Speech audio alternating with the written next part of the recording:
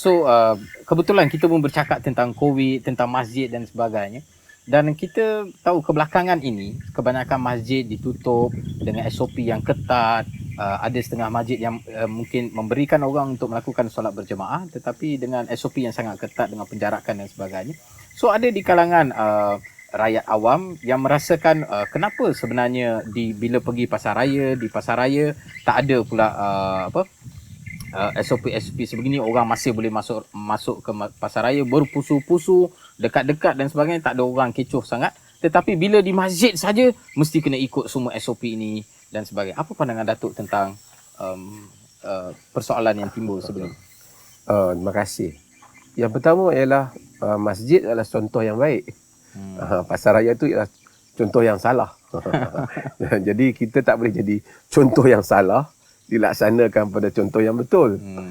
Kerana kalau ditanya daripada dari segi SOP yang dikendaki oleh Kementerian Kesihatan, KKM, kita dapati bahawasanya bukan yang di pasar raya tu, yang di masjid pula. Jadi ini adalah contoh yang baik. Kita tak boleh kata oleh kerana orang lain buat tak elok, kita kena ikut orang buat tak elok. Yang tak elok itu tidak memberikan manfaat, bahkan memberikan kemerbahayaan dan kemungkinan boleh mendatangkan mudarat.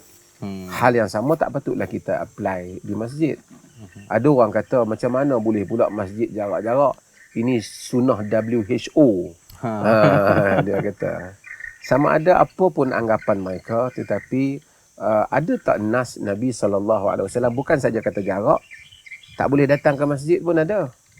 Iaitu kita tahu di dalam hadis yang diriwayatkan oleh Imam Al-Bukhari, diriwayatkan oleh Imam Muslim dan diriwayatkan oleh para imam yang lain, hadis yang sahih tentang orang yang makan bawang putih. Nabi kata, man akala min hadhihi syajarah fala yaqrabanna fil masjid wala yusalli ma'ana. Sesiapa yang makan daripada pokok ini, jangan dia hampiri kami di masjid dan jangan dia salat bersama kami. Maksudnya Nabi tak bagi langsung sebab kerana bau bawang itu boleh mengganggu jamaah yang lain. Kalau bau yang mengganggu jamaah yang lain, yang menyebabkan orang tak selesa, tak payah datang masjid. Macam mana pula dengan kalau jangkitan yang boleh menjangkit orang lain? Tentu itu lebih bahaya. Lebih aula untuk ditakuti. Tapi kita tak mau tutup masjid kerana mungkin bau bawang tu kita tahu baunya ada. Tapi oleh kerana virus ni kita tak nampak dia ada ataupun tak. So maka kita suruh dia SOP. Jadi dia pakai dia pakai mask, kemudian juga dia jarak. Walaupun sebahagian para ulama mewajibkan, di kalangan para ulama ada yang mewajibkan untuk mewajibkan supaya saf itu dirapatkan. Tetapi majoriti para ulama, jumhur menyatakan solat sah dan tidak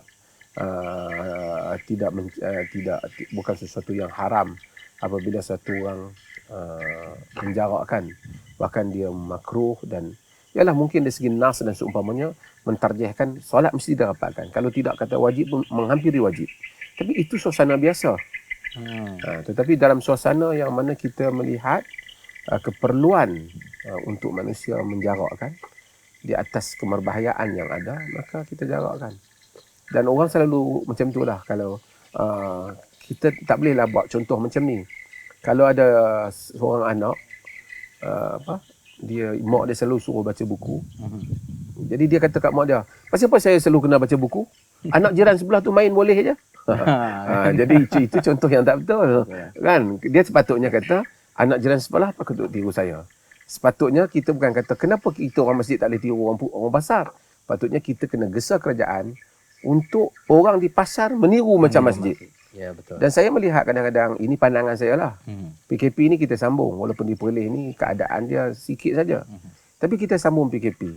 Tapi kalau kita sambung PKP dengan kita menutup kedai-kedai, sedangkan sebahagian kedai kita buka juga, sedangkan tabiat manusia sama juga. Saya tak rasa PKP itu akan memberikan kesan. Akhirnya yang rugi ialah perkembangan ekonomi. Jadi sebab itu saya rasa kalau betul-betul nak PKP dengan tindakan yang begitu serius terhadap pencanggahan ataupun mereka yang tidak mematuhi SOP. Dan kalau begitu, kemungkinan kadang-kadang kita boleh buka banyak pun kedai. Ataupun kalau sekiranya melanggar SOP itu begitu di ketegasan kita. Tapi kalau tidak, separuh masa ada yang buat, ada yang tak buat. Dan saya rasa akhirnya kita hanya memanjangkan masa PKP itu, sebahagiannya kena tutup, sebahagiannya buka, dan kita pun tak faham kenapa dia tutup, kenapa dia buka. Walaupun ada alasan yang pihak pentadbiran berikan, akhirnya kesannya mungkin seperti yang didakwa oleh sebahagian, tidak begitu membantu negara. Dan dia akan prolong. Ya, dia akan memanjangkan dan kita dalam kerugian.